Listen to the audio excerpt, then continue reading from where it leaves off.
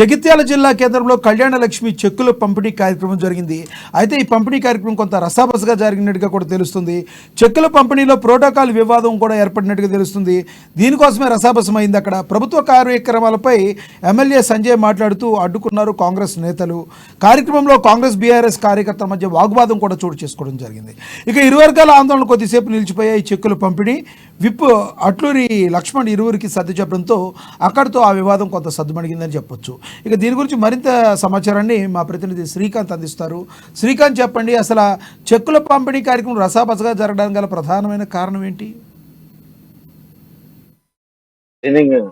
లక్ష్మీనాథ్, ఏదైతే జగిత్యాల జిల్లాలో ఈ రోజు ప్రభుత్వ కార్యక్రమంలో అంటే గత ప్రభుత్వం బీఆర్ఎస్ ప్రభుత్వం ప్రవేశపెట్టిన కళ్యాణ లక్ష్మి షాదీ ముబారక్ ఆడపిల్లలకు పెళ్లి సమయంలో ఇచ్చే చెక్కులకు సంబంధించి ఒక రసాబసగా మారిందని కూడా చెప్పొచ్చు. అయితే గత ప్రభుత్వము హయాంలో ఈ కళ్యాణ లక్ష్మి షాదీ ముబారక్ చెక్కులకు సంబంధించి కొన్ని ఆరోపణలు ఆ కాంగ్రెస్ ప్రభుత్వం దృష్టికి రావడంతో దానికి సంబంధించి ఒక కాంగ్రెస్ ప్రభుత్వం ఒక గైడ్ లైన్స్ కూడా విడుదల చేసింది. అయితే గత ప్రభుత్వంలో ఏవైతే స్థానిక నేతలు ఉంటారో వాళ్ళ అనుచరులకు మాత్రమే, అంటే కొంత లోపభూయిష్టంగా ఉన్నప్పటికీ అనుచరులకు వారికి కట్టబెట్టడం జరిగిందనే ఆరోపణల నేపథ్యంలో దీన్ని అంటే పారదర్శకంగా ఉండే విధంగా కూడా కాంగ్రెస్ నేతలు స్థానికంగా బీఆర్ఎస్ ఎమ్మెల్యేలు అక్కడ ఉన్నప్పటికీ కూడా స్థానిక నేతలు కాంగ్రెస్ పార్టీ నేతల సమక్షంలో మాత్రమే ఈ కళ్యాణ చెక్కులు పంపిణీ చేయాల్సి ఉంటుందని చెప్పేసి ప్రభుత్వం నిర్ణయించిన విషయం తెలిసింది. అయితే ఈ దశలో భాగంగా కూడా ఈరోజు జగిత్యాల జిల్లాలో ఈ కళ్యాణ లక్ష్మి షాదీ ముబారక్ చెక్కులు పంపిణీ చేస్తున్న సమయంలో వివాదం చెలరేగింది. అంటే స్థానికంగా ప్రోటోకాల్ పాటించట్లేదు అంటూ కూడా కాంగ్రెస్ పార్టీ నేతలు ఏదైతే బీఆర్ఎస్ పార్టీ నేతలు కూడా ఇటు బీఆర్ఎస్ పార్టీ నేతలు అటు కాంగ్రెస్ పార్టీ నేతలు ఇరు వర్గాలు కూడా ఒక తోపులాటకు దిగిన పరిస్థితి ఉంది. అంటే కాంగ్రెస్ పార్టీకి సంబంధించిన నేతలంతా కూడా అంటే వీరు మొదటగా బీఆర్ఎస్ పార్టీ ఎమ్మెల్యే చేసిన కామెంట్స్ కి ప్రభుత్వం 100 రోజుల వరకు కూడా ఈ కాంగ్రెస్ పార్టీ నేతలు హడావిడి చేస్తూ ఉంటారు. దీనికి సంబంధించి ఎక్కడో ఒక దగ్గర ప్రెస్ మీట్లు పెట్టి వీళ్ళంతా హడావిడి చేస్తుంటారు అని ఒక వ్యంగ్యాస్త్రాలు సంధించడంతో ఈ వివాదం మరింత పెరిగినట్టుగా కూడా చెప్పొచ్చు. అంటే బీఆర్ఎస్ పార్టీ నేతలు ఏర్పాటు చేసిన ఫ్లెక్సీలో వాళ్ళ ఫోటోలు పెట్టుకోవడం, అంటే ఇకపోతే ఇటు కాంగ్రెస్ పార్టీ అంటే ప్రభుత్వ అధికారికంగా ఏర్పాటు చేసిన ఫ్లెక్సీలో ఆ స్థానిక MLA BRS party Sanjay Kumar MLA photo లేదు అంటూ బీఆర్ఎస్ పార్టీ నేతలు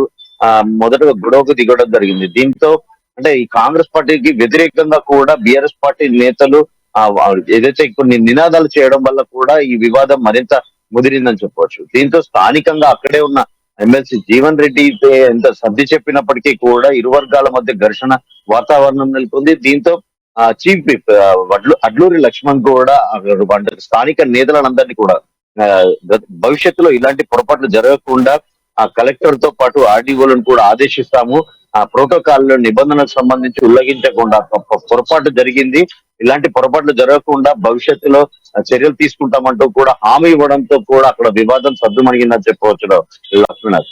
అయితే శ్రీకాంత్, ముఖ్యంగా ఇలాంటి కార్యక్రమాలు జరిగేటప్పుడు కంపల్సరీ ప్రోటోకాల్ అనేది చాలా పాటించాల్సిన అవసరం ఉంది. ఒక ప్రభుత్వం ఇలాంటి చేసేటప్పుడు ప్రోటోకాల్ పాటించకుండా ఉంటే మరి మిగతా వారికి ఏ రకంగా వెళ్తుంది? అనేక నియోజకవర్గాల్లో ఇలాంటి ప్రాబ్లమ్స్ ఈ మధ్య ఎదురవుతున్నాయి. దీన్ని నివారించాలంటే అసలు ఏం చేయాలి? చిత్తశుద్ధితో ఎవరు ఉండాలంటారు? తప్పకుండా ఏదైతే అంటే ప్రభుత్వ మార్పు తర్వాత గత ప్రభుత్వం ఏదైతే బీఆర్ఎస్ పార్టీ నేతలు ఈ కాంగ్రెస్ పార్టీ నేతలకు మధ్య సమన్వయ లోపం ఏర్పడింది కాబట్టి దీన్ని ప్రతిదాన్ని కూడా అంటే ఒక అంశంగా కూడా చెప్పవచ్చు. గత ప్రభుత్వంలో పనిచేసిన నేతల ఫోటోలు పెట్టడం ఎందుకంటూ కూడా కాంగ్రెస్ పార్టీ నేతలు కాంగ్రెస్ పార్టీ నేతలకు గుర్తింపు రాకూడదు, తమ ప్రభుత్వం చేపట్టిన దీనికి సంక్షేమ పథకాలు కాబట్టి వీళ్లకు అంటే ఈ ప్రధానంగా ఇక్కడ సమస్య మొదలవుతుంది.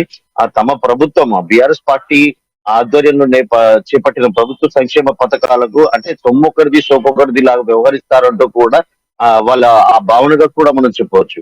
గత ప్రభుత్వ సంక్షేమ పథకాలను కాంగ్రెస్ పార్టీ ఖాతాలో వేసుకుంటుంది. అంటే ప్రభుత్వం మారినప్పటికీ కూడా సంక్షేమ పథకాలు ఎలాంటి మార్పు ఉండదని వాళ్ళు గమనించకపోవడం కూడా ఒక గమనార్హంగా కూడా చెప్పవచ్చు. అంటే పార్టీ అధికారంలో ఏ పార్టీ ఉన్నప్పటికీ కూడా అర్హులైన లబ్ధిదారులకు అంటే పారదర్శకంగా ఉండాలంటూ థ్యాంక్ యూ శ్రీకాంత్.